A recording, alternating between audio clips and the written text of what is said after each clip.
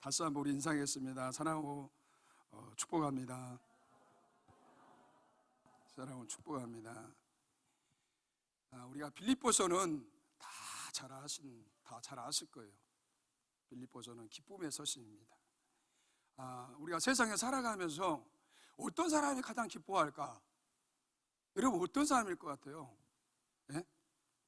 주님이 함께한다라는 그런 소망을 가지고 살아가는 사람들, 예수가 나와 함께한다라는 그런 확신을 가지고 늘 저 새 예루살렘을 향하여서 나가는, 하늘의 소망을 두고 살아가는 하나님의 사람들은 내 마음에 이 기쁨이 할 수밖에 없다는 것입니다. 여러분, 우리가 빌립보서 전체 4장의 주제는 뭐냐면 상급받는 생활의 비결입니다. 여러분, 우리가 다 상급받기를 원합니다. 우리가 주일 밤마다 말씀을 전하는 우리 누구죠? 현 목사님? 현명철 목사님 그 이야기 하셨잖아요. 천국의 집은 뭘로 진다? 사랑으로 진다. 재료가 사랑으로. 여러분, 믿음, 소망, 제일은 성령의 9가지 열매 중에도 뭐죠? 사랑이에요. 그 다음에가 희락이에요. 희락. 정말 우리가 이렇게 기쁨으로 살아갈 때 하나님이 기뻐하시고, 여러분 우리가 힘들고 어렵지만은 이 땅에서 하나님의 영광을 위해서 우리가 저 하나님의 나라에 집을 지는 거예요. 집을. 그 소재가 뭐라고요? 이거라는 게 이거예요. 사랑이 가장 좋은 것 같아요. 사랑이 사람을 변화시키는 것 같아요. 그죠? 사랑이 사람을 녹여버려요. 그냥 예수를 믿지 않고는 견딜 수 없도록 사랑이 그냥 용광로처럼 확 그 심령을 사로잡더라고요. 그 진한 그리스도의 사랑을 할 때 깨어지고 부서지고 변화가 아름다운 그리스도의 인품으로, 사랑으로, 하나님의 사람으로 만들어져 갑니다. 잘난 이걸로 안 되더라고. 지식으로도 안 되더라고. 여러분, 우리가 이 전반부에는 오늘 본문 4장 전반부에서 1장과 9절에 이렇게 타이틀은 뭐냐면 바른 교회 생활의 비결입니다. 바른 교회 생활의 비결을 하려면 어떻게 해야 되는가? 1절에서 9절에 보면 이렇게 기록이 되어 있어요. 같은 마음을 품어야 한다는 거예요. 같은 뜻, 같은 마음, 예수의 마음을 품을 때 예수 그리스도의 마음 안에서 어떻게 해요? 하나가 되어갈 수 있고 공동체가 하나가 되어서 큰 사역들을, 열매를 맺힐 수가 있다는 것입니다. 여러분, 나 혼자 할 수 있어요? 이 강대상을 박영애 권사님하고 나하고 들어야 거뜬하게 들지, 나 혼자는 어림도 없습니다. 어림도 없어요. 그래서 우리 지체가 다 하나가 됐을 때 하나님의 나라가 아름답게 이 땅에서 열매를 맺지, 나 혼자는 안 돼요. 안 돼요. 그리고 두 번째가 주 안에서 기뻐하라는 거예요. 그리스도 안에서, 예수 안에서 기뻐하라는 거예요. 예수 안에서 기뻐할 때요, 어떻게 해요? 영적인 그 에너지가, 파워가 위에로부터 내게 머리부터 발끝까지 내 오장 육보 속에 완전히 강하게 임한다는 거예요. 그러면 세상이 감당할 수 없는 그리스도의 십자가 군병이 된다는 거예요. 큰 용사가 된다는 거예요. 여러분, 삼손이 큰 용사가 그가 된 게 아니에요. 하나님의 신이, 하나님의 성령이 그 삼손에게 임하고 함께 할 때 낙타 특배로 몇 명을 주겠죠? 예? 몇 명이요? 3명. 이게 삼손의 힘으로 될까요? 예? 여호와의 신이 임하니까, 하나님의 신이 임하니까 그에게 하나님의 능력이, 하나님의 초자연적인 능력이 그에게 임하는 거예요. 여러분, 우리가 아무리 지금 바깥 세상에 나가서 예수 믿으십시오, 이게 쉽게 떨어져요? 안 떨어지더라고. 그분이 함께 해야 강하고 담대하게. 나는 못해요. 나는 못해. 진짜 못하더라고. 근데 그분이 용기와 소망을 딱 줄 때 강하고 담대하게 예수가 증거될 수 있습니다. 여러분, 우리 모든 일에 기도해야 된다는 거예요. 우리 믿음의 사람들은 기본 베이스가 기도예요. 하나님과 호흡, 하나님과 대화. 부부간에도 대화가 없으면 겁나게 거시기해요. 그렇죠? 그래 안 해요? 부부간에 대화가 없으면 죄송하지만 원수하고 사는 것 같아요. 재미가 없어요. 부부간에 잔잔하게 이렇게 대화가 이루어지면 삶이 어때요? 활력소가 있어요. 얼굴에 꽃이 피어. 어머, 요새 김 집사님 얼굴이 왜 그렇게 이뻐지셨어요? 비결을 가르쳐 줄까요? 네? 예수 사랑하지만 우리 남편과 깨가 쏟아져요. 요새 반찬에 그냥 어제도 그러고 오늘 아침에도 깻잎 반찬. 와, 향기가 얼마나 입에서 톡톡톡톡 먹고 싶지요? 깻잎 향기가. 여러분, 또 오늘 우리가 이 전반부 마지막에 의무를 다하라는 거예요. 예수 믿는 사람들의 의무는 예배예요, 기도예요, 헌신과 봉사예요. 그리고 8절과 9절에 그 의무를 정확하게 이렇게 나열을 해놨습니다. 어떤 의무인가? 어떻게 해야 정말로 우리가 교회 생활을 바르게 하는가? 8절과 9절에 우리 믿음의 사람들의 의무에 대해서 8절과 9절에 이렇게 정확하게 나열을 해놨습니다. 그 다음에 후반부에는 10절과 23절에 보면 상급받는 생활의 비결에 대해서. 여러분 다 상급받기로 하잖아요. 우리가 체육대 하는데 누구나 1등 하고 싶죠. 꼴등하고 싶은 사람 없잖아요. 근데 체질적으로 꼴등만 하는 사람들이 있어. 몸이 안 따라줘. 그거는 어쩔 수 없는 거예요. 그거는 아무리 고쳐보려고 해도 꼴등한 사람은 매일 꼴등만 해요. 우리 신앙생활에도 정말 상급이 있어요. 상급이. 근데 그 첫 번째가 뭐냐면 자족의 비결이에요. 우리 예수 믿는 사람들은 이 자족함이 있어야 돼요. 어느 곳에 가든지 적응을 잘해야 돼요. 기가 차게 적응을 잘해야 돼요. 부산에다 던져놔도, 아프리카에다 던져놔도, 미국에다 던져놔도 어느 곳에 가든지 이 자족하는 생활이 몸에 체질화가 돼야 돼요. 체질화가. 또 한계로운 재물이 있습니다. 여러분 앞에 우리가 주일마다 이렇게 예물을 드리잖아요. 예? 없네. 우리가 예물을 드리잖아요. 뭐 11조, 주정원금, 주일원금, 감사, 뭐 예물 여러 가지 다 이런 것들이 향기로운 재물이에요. 재물. 여러분 우리가 하나님은 우리가 집에서 이렇게 출발하는 순간부터, 집에서 준비하는 순간부터 감사 예물을 준비하고 11조를 준비하고 이런 모든 것을 하나님께서는 다 보고 계세요. 보고 계세요. 어떤 마음으로 하나님 앞에 향기로운 제물을 드리는가, 어떤 마음으로 예배를 드리는가 하나님은 다 보고 있다는 거예요. 그래서 점수를 매긴다는 거예요. 하나님에게 점수를. 그래서 마지막으로는 문안과 축도로 오늘 4장의 내용을 이렇게 마무리를 합니다. 여러분 오늘 본문의 말씀에 보면 아까 말한 것처럼 항상 기뻐하라는 거예요. 기뻐하라는 거예요. 그리고 간용을 모든 사람들에게 베풀라는 거예요. 그리고 세 번째가 모든 어떻게요? 기도하라는 거예요. 어떤 문제가 일어날 때뿐만이 아니라 내가 잘 될 때도 하나님 앞에 모든 문제를 하나님 앞에 아뢰라는 거예요. 아뢰라는 거예요. 여러분 이 세 가지의 말씀을 여러분 한번 묵상을 해보십시오. 하나님께서 우리가 어떤 삶을 살기를 원하시는가 알 수가 있다라는 거예요. 하나님 어떤 삶을 살기를 원하시는가. 여러분 하나님은 우리를 향해서 얼마나 밝게 살아라, 밝게 살아라는 거예요. 기죽지 말고 밝게 살아, 건강하게 살아라, 적극적으로 살아라, 긍정적인 마인드로 삶을 살아라는 거예요. 여러분 우리가 다 보면 이 지체 안에도 어떤 사람 보면 항상 긍정적이에요. 매사가 긍정적이요. 그분의 삶을 보면 긍정적인 마인드가 나올 수가 없는데 매사가 긍정적이에요. 하면 된다, 해보자, 하나님이 하신다. 어떤 사람은 권사님 내가 해보니까 안 돼요.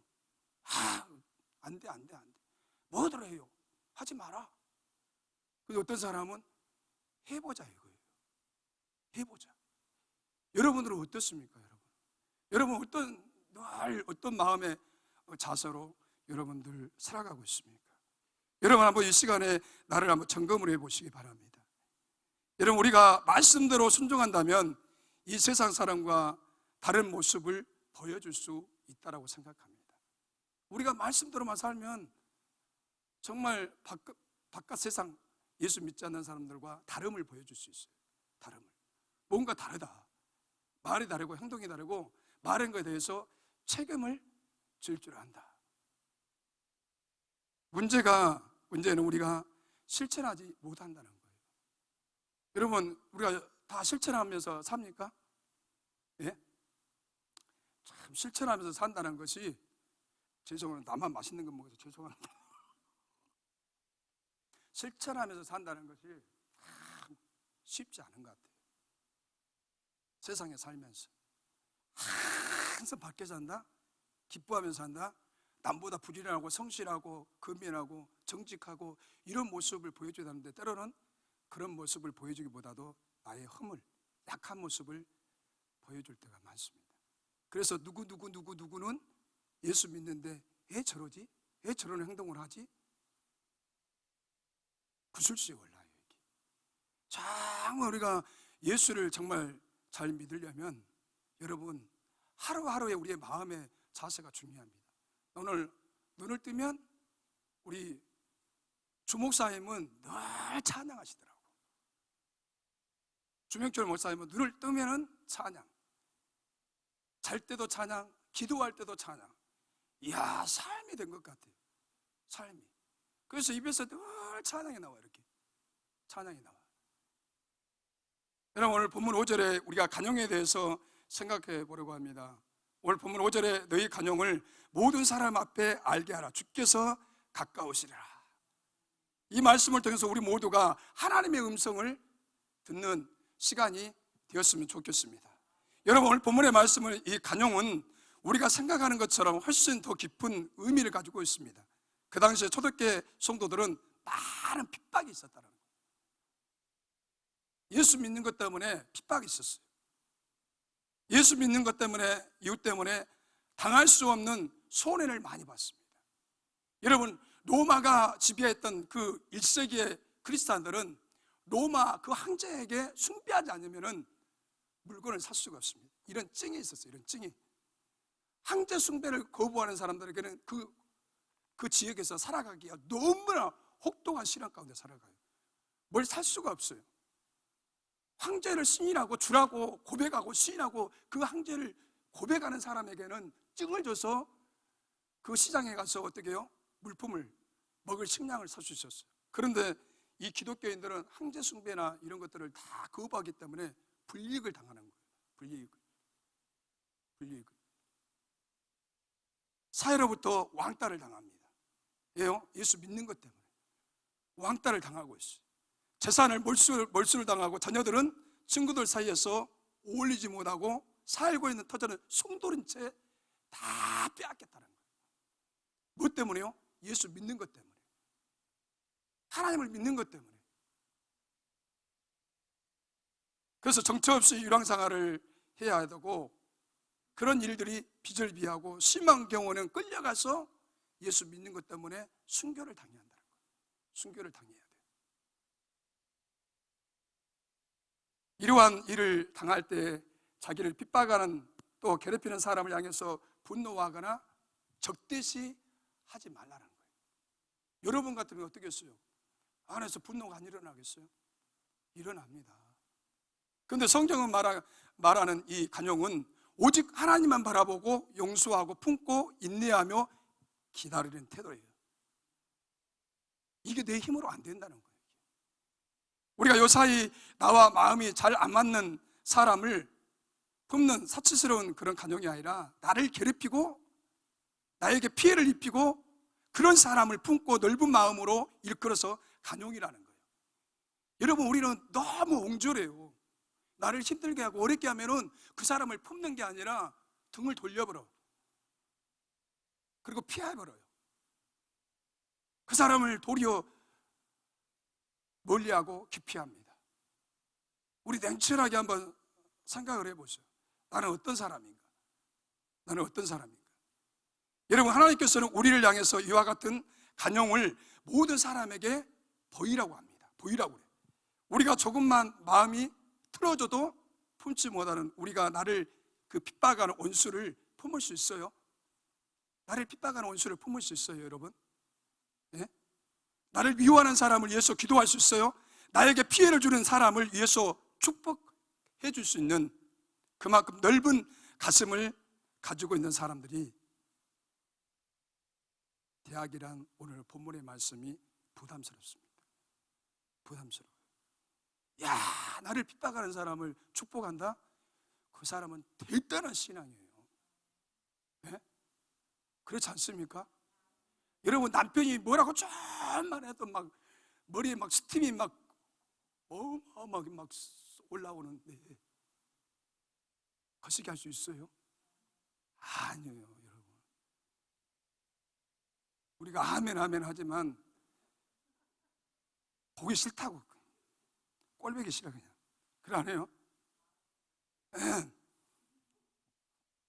거짓말은 못 써요. 있다니까요, 그런 마음이 다. 그런 마음이 없는 사람은 좀 이상한 사람이에요. 여러분, 간용의 본질이 뭘까요? 간용의 본질은 긍휼히 여기는 것입니다. 긍휼히 여기는 거예요. 여러분, 우리가 다른 사람을 넓게 받아들이려면 그 사람을 불쌍히 여기는 그런 긍휼한 마음이 있어야 한다는 거예요. 여러분, 그 사람의 처지로 내려가서 그의 입장을 이해하려는 그런 마음가짐 있을 때 간용할 수 있다는 거예요. 내 처지에서 보는 것이 아니라 상대편의 그 처지에서 이렇게 딱 바라보면 간용할 수 있다라는 거예요. 근데 여러분, 우리가 시집장가를 20대 가면 얼마나 싸워요. 그래 안 해요? 엄청 싸워. 30대, 40대, 60대, 70대 힘이 좀 빠져야 모르겠더라고요. 요새는 70대, 80대 때도 싸우더라고. 힘을 안 빼니까. 그 힘을 빼야 여보 맞습니다. 여보 국 푸세요. 밥을 푸세요. 네 하고 가서 이렇게 푸지. 힘이 넘쳐진 분은 뭐시기 엄마 물 좀 따갖고 올란가? 이런 권위적으로 나간다니까요. 그런 분들은 간땡이가 거시기 아주 그냥 부은 사람들이에요, 여러분. 여러분, 진짜 이게 우리가 아버지의 마음이 있어야 간용할 수 있습니다. 간용할 수 있어요. 여러분, 우리가 지금 세상이 이렇게 막 돌아가는 것 보면 얼마나 혼란스럽습니다. 유튜브에 보면은 그냥 뭐 백신이 뭐 아주 그냥 뭐 아니다. 막 얼마나 혼란스러운지 몰라요, 여러분. 많은 혼란스러운 일들이 막 지금 갑자기 이렇게 막 뻥뻥뻥뻥 터지잖아요. 얼마나 혼란스러운지 모르는 시대에. 여러분, 아무리 적그리스도가 여기 있다 저기 있다, 예수가 여기 있다 저기 있다, 우리는 현혹돼서도 안 되고 우리의 마음의 중심은 예수 그리스도로 꽉 붙들어야 됩니다. 꽉 붙들어야 돼요. 지금은 누구의 말이 맞는지 모르겠어요. 얼마나 혼란스러운지. 다 자기 말이 맞다는 거예요. 이게 잘 분별해서 늘 이렇게 말씀을 가까이 하고 옳은 말씀을, 진리를 전하는 그런 분들의 유튜브를 많이 보고 우리가 분별해야지. 자칫 잘못하면 이상한 소리들. 나부터도 이렇게 혼란이 오더라고요, 여러분. 여러분, 예수님의 간용은 그치는 뭘까요? 예수님의 간용의 그치는 십자가입니다. 십자가예요, 십자가. 십자가에서 못 박히실 때 주님은 십자가에서 너무나 어떻게 해요? 끔찍한 고통과 실험할 때 주님은 이런 말씀하셨습니다. 누가복음 23장 34절에 자기가 하는 것을 알지 못한다고 그랬어요. 자기가 하는 것을 알지 못한다. 어떠냐? 유대인들, 복음을 받아들이지 못하는 자들. 여러분, 많은 사람들이 예수님 당시에 예수님을 십자가에 죽여라, 못 박아라 고함을 지르던 폭도들은 예수님이 하나님의 아들인 것을 몰랐다는 거예요. 예수님이 이 땅에 오신 목적이 뭐예요? 수많은 백성들을 구원하기 위해서 예수님이 이 땅에 오신 이 복음을 모르기 때문에 폭도들이 어때요? 예수님을 십자가에 못 박으셔. 십자가에 못 박으셔. 진정한 예수 그리스도가 어떤 분인지 모르기 때문에. 사도 바울이 그런 말을 했습니다. 사도 바울도 예수 믿는 사람들을 조롱하고 핍박하고 괴수 중에 괴수이고, 예수 믿는 사람들을 잡아다 감옥에 가두는 것, 예수 믿는 사람을 잡아다가 죽이는 것이, 그것이 하나님이 기뻐하는 줄 알고 착각을 했어요. 착각을. 예, 복음을 모르기 때문에, 예수를 모르기 때문에. 사도 바울은 무엇에 열심히 했죠? 바리새인 중에 바리새인이요, 히브리인 중에 히브리인이요, 율법으로는 흠이 없는 자예요. 그러니까 율법의 대가요, 율법의 말씀의 박사입니다. 그의 열심은 예수 믿는 사람을 죽이는 거예요. 예수 믿는 사람을 잡아다가 감옥에다 가두는 거예요. 예수 믿는 사람들을 비참하게 핍박하는 것이 바울이 주 목적인 줄 알았어요. 하나님이 기뻐하는 줄 알았어요. 그렇게 착각했어요. 바울이 그렇게 고백하기를, 디모데에서 전서에서 고백하기를, 내가 복음을 몰라서 그런 일들을 행했습니다라고 고백을 합니다. 여러분, 재차 말씀드리지만 누가복음 23장 34절에 자기 하는 것을 알지 못함이라, 이 말은 그들을 불쌍히 여기시는 예수님의 마음을 느낄 수가 있습니다. 예수님의 마음을 느낄 수가 있어요. 그리고 주님은 그들을 위해서 기도하셨습니다. 아버지여, 저들을 어떻게 해요? 죄를 사하여 주시옵소서. 저들의 죄를 사하여 주시옵소서. 예수님과 똑같이 했던 사람이 누구죠? 스데반입니다. 스데반이 핵폭탄의 복음을 선포합니다. 너희 조상들이 예수 그리스도를 십자가에 못 박았다, 강력하게 말씀의 메시지를, 폭탄을 선포하니까 유대인들이 일동으로 다 화가 나서 어떻게 했어요? 돌을 들어서 스데반을 어떻게 해요? 일제히 돌로 다 때려쳐버렸습니다. 강력한 메시지를 선포했어요. 스데반은 저들을 예수님처럼 똑같이 기도했어요. 저들을 긍휼히 여겼습니다. 불쌍히 여겼습니다. 저들이 하는 짓을 모른다는 거예요. 저들의 죄를 용서해달라는 거예요. 여러분, 우리가 잘 아는 신안의 문중경 전도사님도 인민군들한테 무차별하게 총으로, 또 칼로, 대창으로 바닷가에서 무차별하게 순교를 당할 때 그분의 입에서 뭐가 나왔겠어요? 저들을 용서해달라고 했어요. 저들을 용서해달라. 진정한 예수 그리스도의 그 마음이 그분에게 차고 넘쳤다는 거예요. 예수의 생명의 말씀이, 부활의 주님이, 십자가의 고난의 주님이 그 문중경 전도사님의 심령과 오장과 그 영혼에 가득 차고 넘치니까 어떻게 해요? 예수의 생명이 흘러나오고, 예수 그리스도처럼 저들을 용서하겠다, 품겠다. 당신들이 몰라서 그런다. 몰라서. 여러분, 저와 여러분은 이 불쌍히 여기는 이런 마음들이 얼마나 있습니까? 불쌍히 여기는 마음이 밑바닥에 있을 때 우리는 사람들을 향해서 마음을 넓힐 수가 있다는 거예요. 넓게 열 수 있다는 거예요. 저와 여러분의 마음은 굉장히 이해타산이 예민합니다.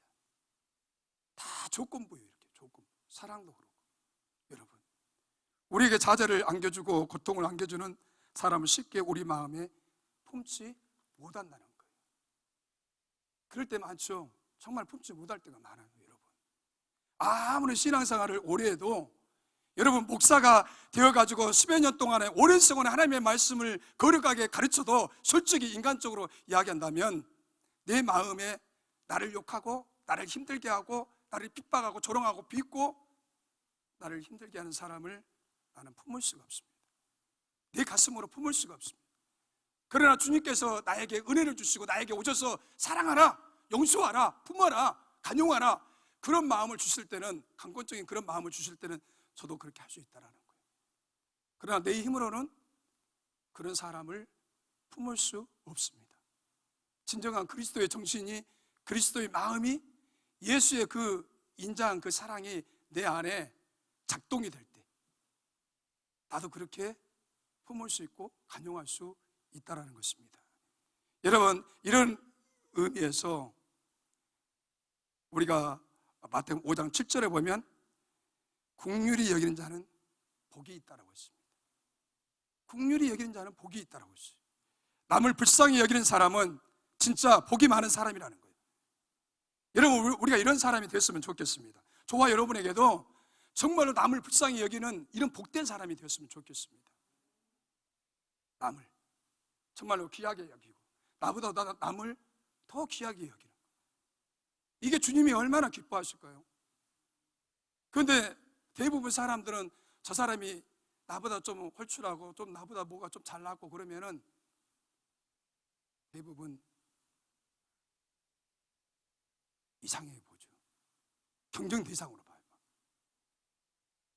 그래 않겠어요? 야고보서 2장 13절에는 긍휼을 행하지 아니하는 자에게는 긍휼 없는 심판이 있다라는 거예요. 여러분, 내가 남을 불쌍히 여기지 않으면 하나님도 나를 어떻게 한다고요? 불쌍히 여기지 아니한다는 거예요. 그리고 법대로 나를 심판하신다는 거예요. 이 강력한 메시지입니다. 이게 내가 긍휼히 여기지 아니하면은 하나님도 나를 긍휼히 여기지 아니하고 심판하신다는 거예요. 이게 무서운 메시지 아니에요? 여러분, 우리가 긍휼히 여길 수 있는 마음을 가진다는 것이 너무나 중요하다는 거예요.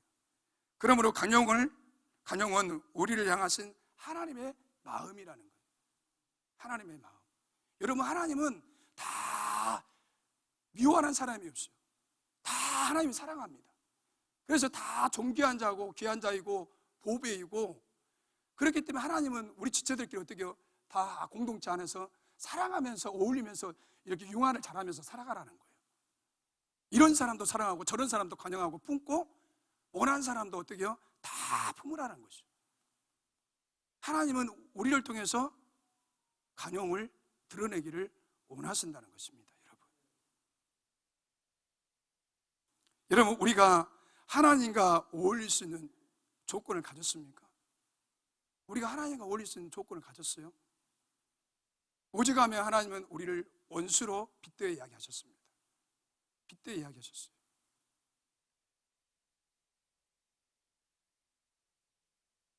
여러분, 그래서 우리는 내 힘으로는 긍휼을 베풀 수가 없다는 거예요.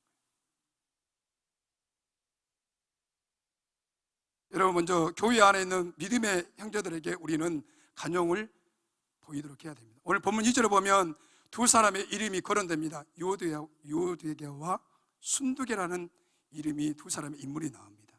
이분들은 여자들이에요. 그런데 빌립보 교회의 리더자입니다. 남보다 더 주님을 사랑하고 헌신하고 봉사하고 섬기는 것 같습니다. 빌립보 교회의 이들은 여자 리더자, 지도자입니다.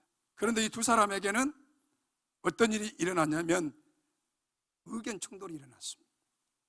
우리가 교회 안에 이렇게 같이 봉사하다 보면 남전도 여전도 이렇게 청년부 이렇게 봉사를 하다 보면 늘 의견 충돌이 있어요. 일을 하다가도 충돌이 있어요. 현명한 사람은 내 의견을 딱 적고 저분의 말을 들어줍니다. 그래요. 그렇게 집사님 그렇게 합시다. 그렇게 한번 해보게요. 근데 서로 이렇게 의견 충돌하는 거 보면 두 사람이 똑같아. 그래, 내 방식대로 하고 네 방식대로 하고. 그래 안 해요? 일하다 보면 다 성격이 나옵니다. 성격이 나와요. 안 나와요? 헐, 다 나와. 운동하다 보면 성격이 다 나와. 우리 신앙의 간사도 성격이 겁나게 좋아. 근데 아버지 말을 들어보면 겁나게 부잡했다고 그래. 우리 신앙의 간사 죄송합니다. 그러니까 사람은 들어봐야 돼. 들어봐야 돼요. 겉모양만 봐서 모른다고. 우리 신앙의 간사 미안해요. 넓은 마음으로 받아줘. 나도 마찬가지예요. 나도 마찬가지라고. 이렇게 의견 충돌이 일어났어요. 두 여자분께서. 그래서 어떻겠어요? 타가 이렇게 생기는 거예요. 이렇게 유오디아 편에 있는 사람들이 있고, 어떤 사람은 순두계 편에, 이렇게 빌립보 교회 안에 이렇게 편이 갈라지게 돼요. 이렇게 갈라지게. 여러분, 교회란 자체 안에서 잘못하면 이런 일들이 일어나게 되어 있다는 거예요. 우리는 어떻게 해야 돼요? 분란이 일어나면 안 됩니다. 박근식 원장님의 안에서 어떻게 해야 돼요? 우리 지체들이 다 이렇게 움직여야 돼요. 저도 박근식 원장님 말을 순종하고 따라야 돼요. 안 따르려면 짐 싸갖고 고향 앞으로 가야 돼. 담임 목사님 말 안 들으려면 가야 돼요. 그걸 안 해요? 우리 중대장님, 내 부하들 내 말 안 들으면 어떡해요? 룰랄라요? 약간 스팀을 받을 수도 있어요. 화가 약간 날 수도 있어요. 내가 지휘하는데 잘 통제에 따라주면 얼마나 이뻐요. 근데 삐죽삐죽 말 안 들으면 속이 상할 수도 있다는 거예요, 여러분. 그래서 우리는 정말 이 성속교회는 하나님 중심, 말씀 중심, 목회자 중심, 그렇게 돼야 한다는 거예요. 우리가 이 스타일로 이렇게 나가야 돼요. 박근식 원장님 그 스타일을 원하는 대로 나가야 돼요. 부목사님이, 전도사님이 원장님이 하는데 자꾸 태클을 그런 사람은 짐 싸갖고 가야 돼요. 이런 사람들은. 여러분, 교회 환경은 잘못하면 서로 이렇게 상처를 주고 상처를 받을 수 있는 여지가 있다 없다? 있다라는 거예요, 여러분. 그래서 많은 사람이 교회 안에서 상처를 주기도 하고 서로 입히기도 합니다. 그래서 교회 안에서 우리가 이런 신앙생활을 하는 거예요. 그러니까 어떻게 해야 돼요? 서로 양보하고 서로 잘 되는 길을 찾아야 돼요. 지혜를 구해야 돼요. 내가 아무리 똑똑하고 잘나고 이 방법이 나서도 내 건 내려놓고 그래, 이 집사님의, 장로님의 말을 듣고 따라가면은 그 공동체가 얼마나 분위기가 좋겠습니까? 사랑이 넘치고 섬김이 넘치고 웃음바다가 넘치고 그 은혜가 있으니까 자동으로 어때요? 그 공동체가 은혜롭게 이렇게 굴려가는 거예요. 굴려가요, 여러분. 굴려갑니다. 여러분, 우리 두 번째는 가족들에게 간용을 베풀어야 됩니다. 가족들에게. 여러분, 우리 가족이 얼마나 소중합니까? 가족이 정말 소중해요. 살과 피를 나눈 혈육관계가 가족이에요. 따라서 가족만큼 중요한 것이 없다라는 거예요. 이 세상에서 끝까지 갈 수 있는 것이 가족이에요. 그러네요. 내가 힘들고 어려울 때 기댈 수 있는 것이 가족이라는 거예요. 위로를 받을 수 있는 것이 가족이라는 거예요. 내가 위로를 받고 안식을 취할 수 있는 것이 가족이라는 거예요. 여러분, 다른 사람이 아무리 위로해줘도 내 아내가, 내 남편이, 또 내 자녀가 어머니 아버지가 위로할 때 얼마나 가슴이 쨍하고 코끝이 쨍하고 눈물이 나오잖아. 괜찮아, 다시 하면 되잖아. 용기를 내. 여보, 우리 할 수 있어요. 좌절하지 마세요. 가족이 우리에게 힘을 주잖아요. 그래 안 해요? 가족이 우리에게 힘을 줍니다. 가족이. 여러분, 때로는 가족만큼 가까우면서도 서로 상처를 많이 줍니다. 가장 가까운 사람에게 상처를 많이 줘요. 그래 안 해요? 여러분, 상처를 많이 줘요. 미워하고 원수가 되기 쉬운 관계가 가족이라는 거예요. 틀어지면 보지 않잖아요. 비유 거슬리면 보지 않잖아요, 여러분. 여러분, 우리가 공부하지 않는 자녀들, 게임에 올인하고 게임에 중독된 이 아이들을 어떻게 간용을 할 것인가? 그래 안 해요? 어떻게 그 자녀들을 간용하고 그 아이들의 편에서 이해를 할까? 이해가 안 되니까 게임 좀 고발해라. 쌍쌍쌍쌍쌍. 그래 안 해요? 게임 좀 고발 좀 해. 나는 게임 할란데. 그렇게 뭐라 한가? 얘들이 그런다니까요. 얘들이. 얘기를 안 나보신 분들은 몰라요. 얘기를 길러봐야 알잖아요. 그래 안 해요? 여러분, 얘들이 그렇게 말 안 들어요. 얼마나 얘들이 말 안 들은지 모릅니다. 여러분, 테레사 수녀에게 한 사람이 찾아왔어요. 부부가 갈등을 합니다.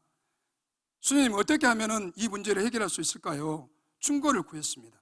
그러자 테레사 수녀는 기도하고 용서하라는 거예요. 꼴 보기 싫고 보기 싫어도 기도하고 용서하라는 거예요. 그러면 용서하고 사랑하면 어떻게 해요? 문제가 다 해결되는 거예요. 사랑하지 않기 때문에 미운 거예요. 용서하지 않기 때문에 그 사람이 꼴보기 싫은 거예요. 그러나 사랑하면은, 덮어주면은 만사 오케이예요. 오케이. 여러분, 나는 잘도 해도 못하면서 참 죄송해요. 여러분, 진짜 이게 그래서 우리 마음에 가족들을 품고 불쌍히 여기는 마음이 있어야 됩니다. 가족들을 불쌍히 여기면서 품어주지 못한다면 우리는 그 밖에 다른 사람도 품을 수 없다라는 거예요. 그래서 가족 안에서 먼저 품어야 돼요. 가족 안에서 품은 사람이 직장에서나 가정에서나 사업장에서나 어느 곳에서나 많은 사람을 품을 수 있는 그런 넓은 그릇의 소유자가 된다는 것입니다, 여러분. 그래서 아무것도 우리가 간용할 수 없지만 성경은 모든 사람에게 간용을 베풀으라는 거예요.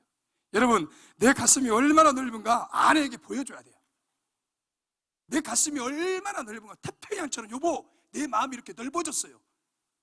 여러분, 남편에게, 자녀에게 아내가 내 가슴이 이렇게 넓어졌어요, 우리가 보여줄 수 있는, 미워하는 그런 식구들에게도 넓은 가슴으로 보여줘야 한다는 거예요. 그럴 때가 우리가 어떻게 해요? 가정이 삽니다. 하나님이 영광을 받으신다는 것입니다. 지금까지 우리는 교회 안에서, 가족 안에서 간용해야 된다는 사실을 함께 우리가 생각을 보았습니다.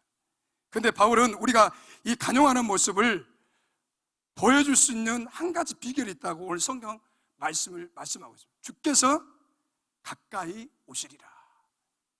주께서 가까이 오시리라. 이 말씀은 예수님의 재림을 생각하면 간용할 수 있다는 거예요.